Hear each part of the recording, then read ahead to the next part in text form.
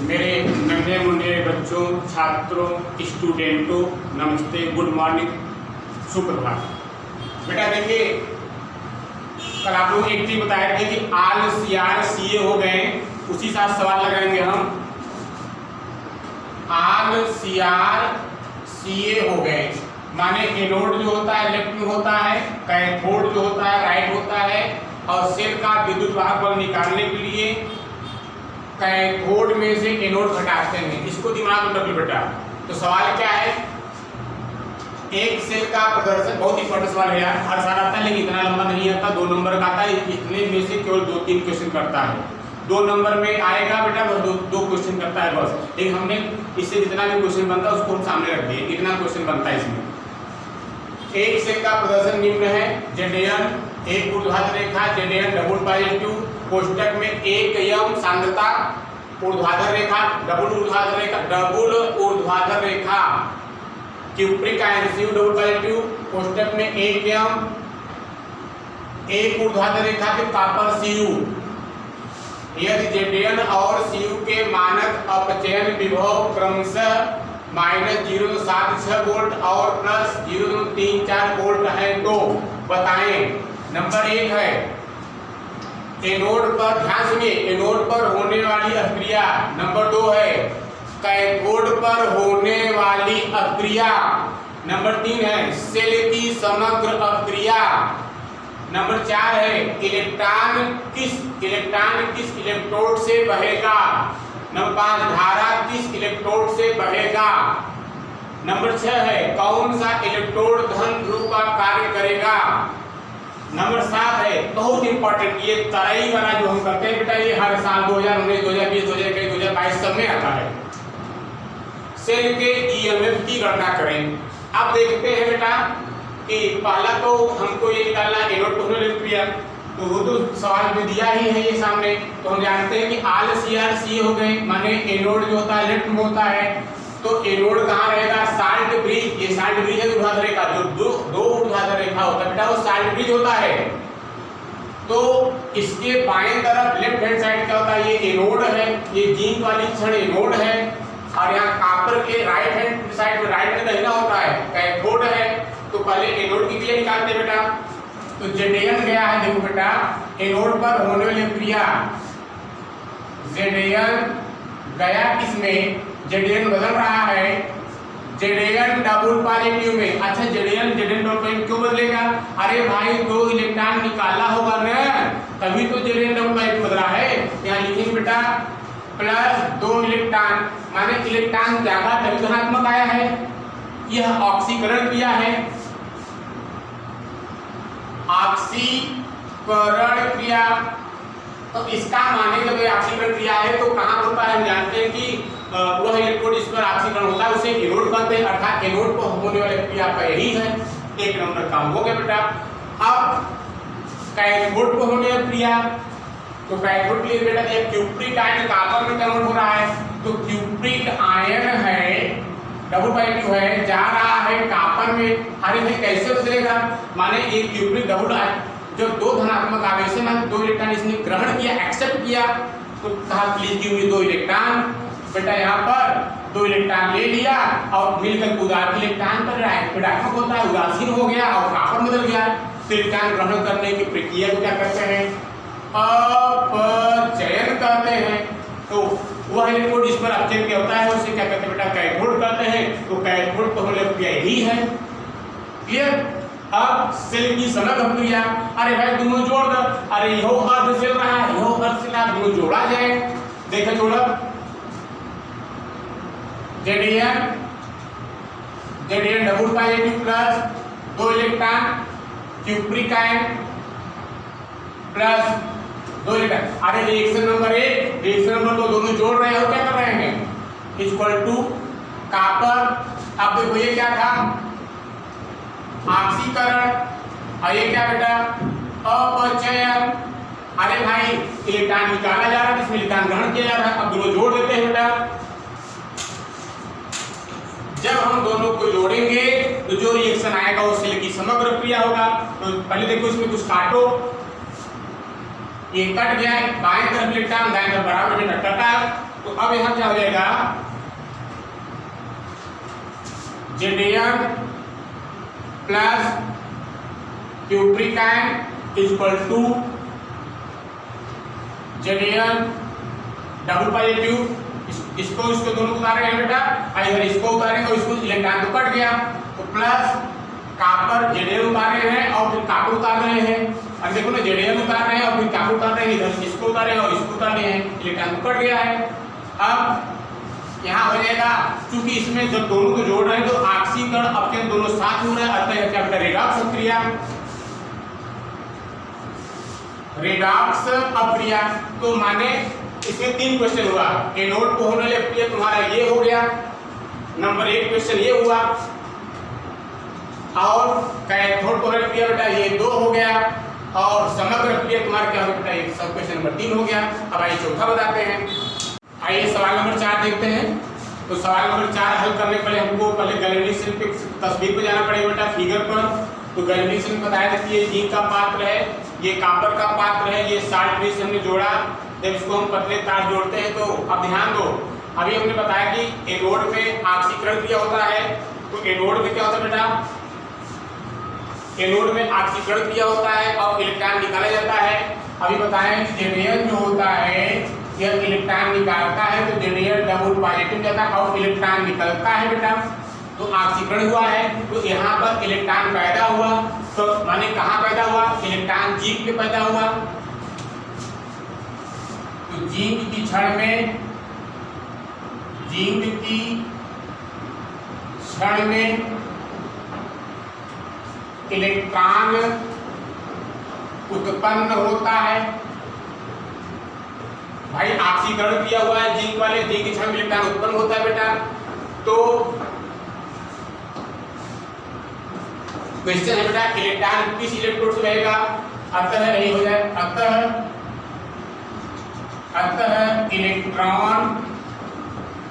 Electron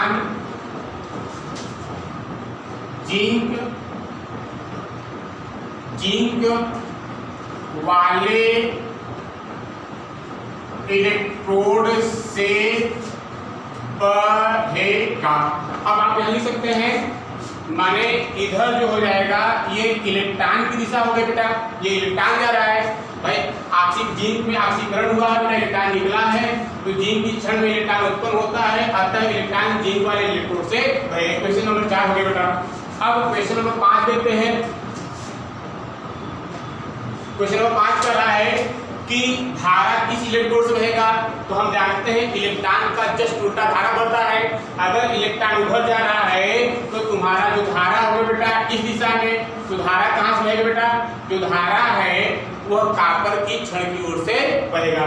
तो यहाँ जाएगा बेटा आंसर 5, धारा कॉपर की क्षण से, कॉपर की क्षण से जिंक की ओर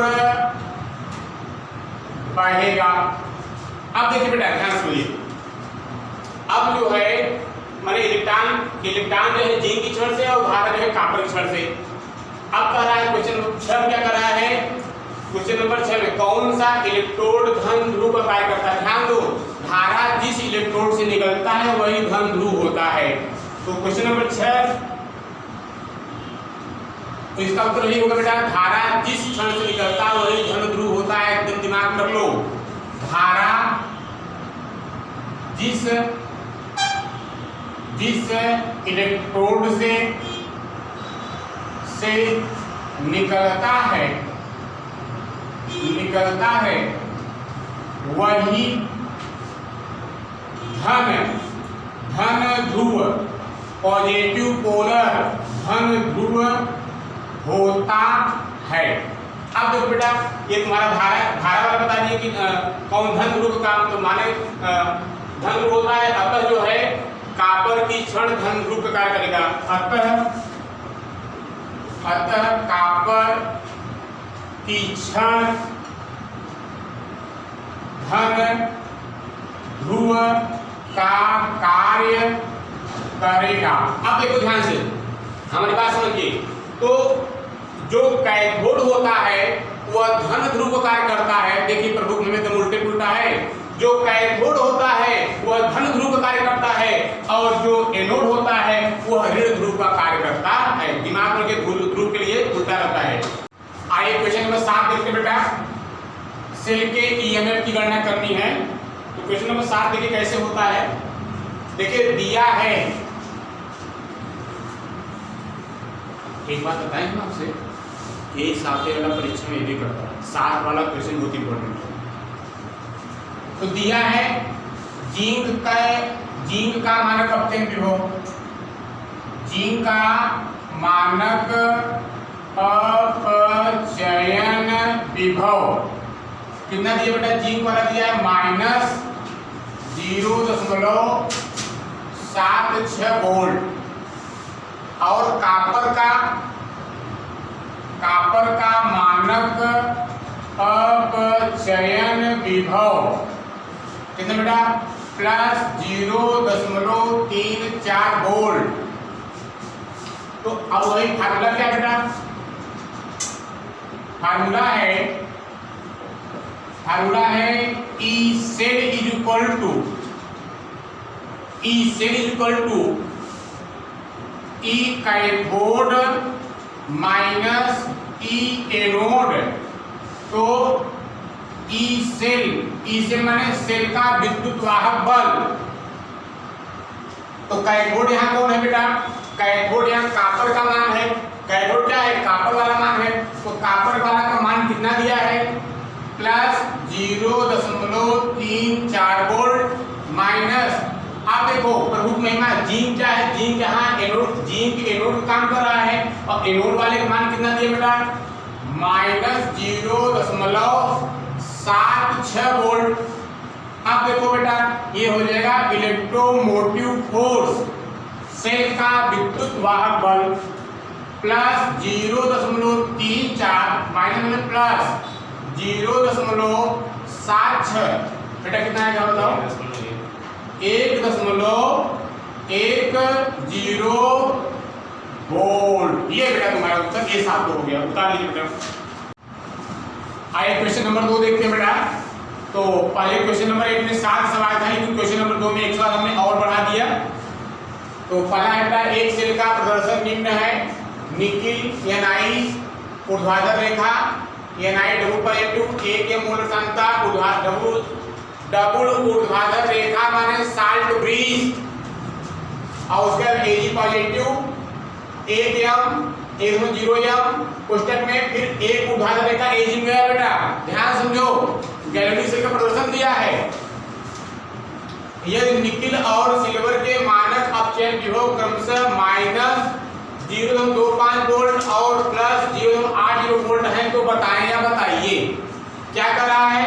एनोड को होने वाली क्रिया, और नंबर 2 कह रहा है बेटा कैथोड को होने वाली क्रिया, नंबर 3 सेल की समग्र क्रिया, नंबर 4 इलेक्ट्रॉन किस इलेक्ट्रोड से बहेगा, नंबर 5 धारा किस इलेक्ट्रोड से बहेगा, नंबर 6 कौन इलेक्ट्रोड धन ध्रुव का कार्य करता है, नंबर 7 कौन सा इलेक्ट्रोड ऋण ध्रुव का कार्य करता है, और सेल के ईएमएफ की गणना करें। सबसे ज्यादा इंपॉर्टेंट तुम्हारा बेटा यही 8वां नंबर क्वेश्चन बहुत ज्यादा इंपॉर्टेंट है। अब देख बेटा, हम जानते हैं आज CRC हो गया माने कि एनोड जो होता है लेफ्ट होता है, इसका माने यह एनोड है और ये बेटा क्या है? कैथोड है। ये कैथोड है माने साल्ट ब्रिज के बाएं तरफ जो होता है, साल्ट ब्रिज के बाएं तरफ एनोड और साल्ट ब्रिज के दाएं तरफ बेटा कहता है कैथोड होता है। तो एनोड पर भी क्या दिया होता है? एनोड पर कौन सा दिया हो बेटा? जो निकिल है वो गया है Ni डबल पॉजिटिव में।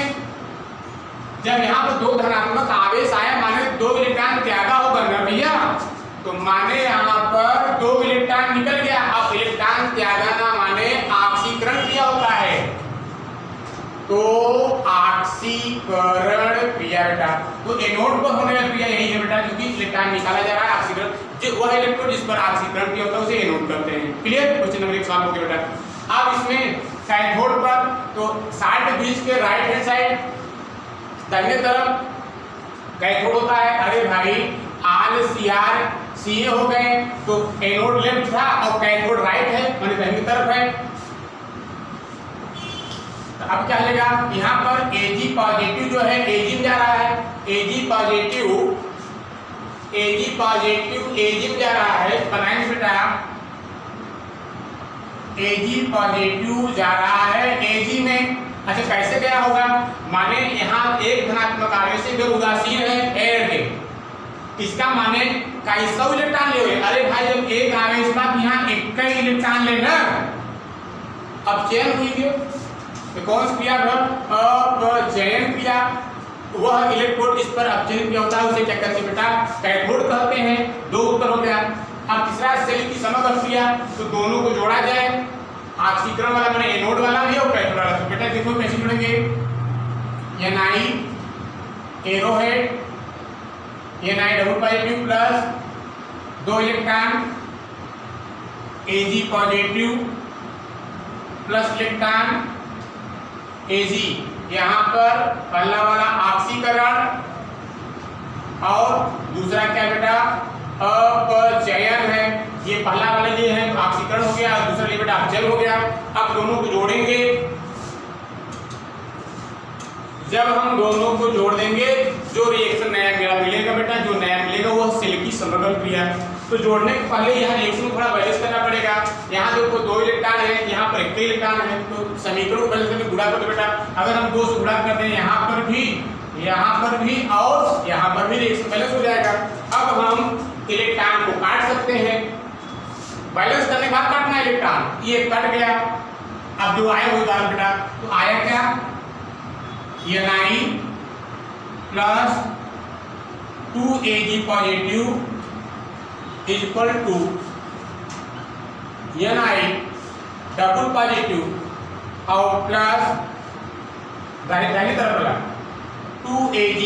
अब चूंकि ये जो लाल कलर से लिखे बेटा, ये सेल की समग्र क्रिया है, इसे रिडॉक्स, चूंकि इसमें ऑक्सीकरण और अपचयन दोनों हो रहा है, इसे रिडॉक्स क्रिया करते बेटा।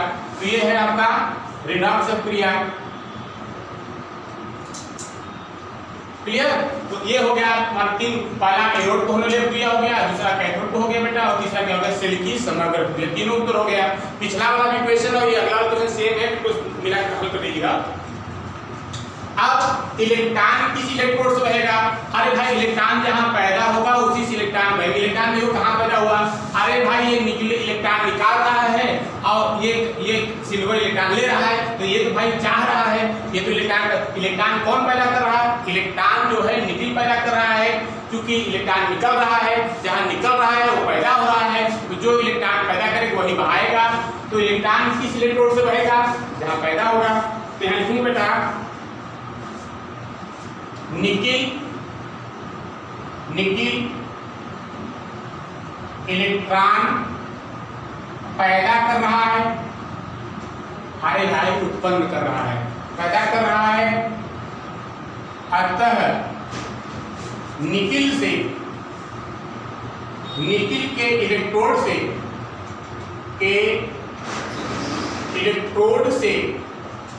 इलेक्ट्रॉन बहेगा, बहेगा। क्लियर। अच्छा ध्यान दो, बताए हैं अगर इलेक्ट्रॉन इधर जा रहा है तो धारा उल्टा बहता है, तो जब इलेक्ट्रॉन जो है निकिल से बह रहा है तो बेटा धारा कहां से बहेगा बेटा, सिल्वर से। अगला क्वेश्चन है धारा किस इलेक्ट्रोड से बहेगा, तो लिखेंगे धारा बेटा किसे बहेगा, धारा जो है सिल्वर से निकिल की ओर बहेगा। चूंकि निकिल से इलेक्ट्रॉन निकला है तो जो है धारा जो है आपका जो है सिल्वर से बहेगा, उल्टा रहता है ना। कौन इलेक्ट्रोड धन ध्रुव का, ध्यान दीजिए, ध्रुव का निर्धारण करने के लिए हम धारा के भी करते हैं। जहां से धारा पैदा होता है वही धन ध्रुव होता है, धारा धन ध। तो जो इलेक्ट्रोड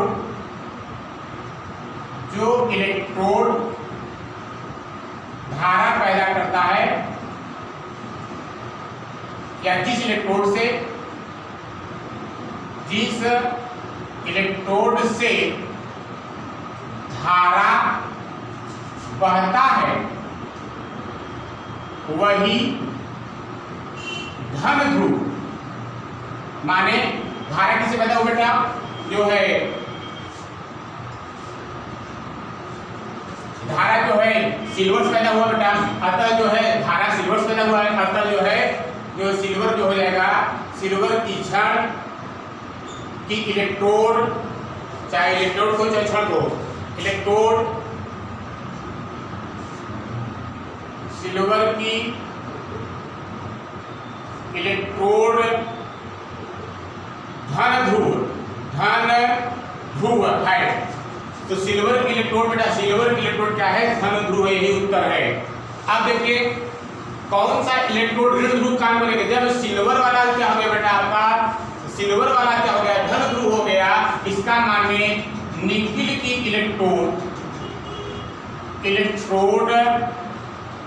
ऋण ध्रुव का काम, ऋण ध्रुव का कार्य करेगा। बिल्कुल उल्टा पुल्टा है बेटा, ध्यान दीजिए। हम जानते हैं, यही जानते हैं बेटा, जो एनोड होता है, ध्यान दीजिए, जो एनोड होता है वो ऋण ध्रुव होता है, और जो कैथोड होता है बेटा वो धन ध्रुव होता है, दिमाग में डाल दीजिए। अच्छा, सेल की ईएमएफ बहुत इंपॉर्टेंट सवाल है बेटा। सूत्र क्या है, ई सेल क्या कर दिया बेटा, पहले ध्यान दो, दिया है निकिल और Ag के मानक अपचयन विभव, निकिल का अपचयन विभव, निकिल का अपचयन विभव बराबर निकिल का मानक, निकिल का अपचयन विभव बेटा दिया है -0.25 वोल्ट, और दिया बेटा देखा सिल्वर का मानक अपचयन विभव, सिल्वर का हाँ मानक कर दीजिए, वही मानक ही हुआ, मानक अपचयन विभव कितना दिया बेटा, प्लस 0.80 वोल्ट है बेटा। अब ई सेल लगा, फॉर्मूला क्या है, ई सेल बराबर ई कैथोड माइनस ई एनोड, ई कैथोड माइनस ई एनोड। तो ई कैथोड का मान कितना बेटा, कैथोड कौन है, कैथोड सिल्वर है, सिल्वर का मान दिया है बेटा। अरे भाई कैथोड सिल्वर है ना, तो कैथोड सिल्वर है तो सिल्वर का मान दिया बेटा कितना, प्लस 0.80 माइनस एनोड कौन है, एनोड निकिल है, और निकिल वाले का मान दिया बेटा माइनस 0.25 वोल्ट। अब देखो तो 0.80 माइनस प्लस 0.25 बेटा कितना है बताओ, 1.05 वोल्ट। हल कर लीजिए आप लोग भी।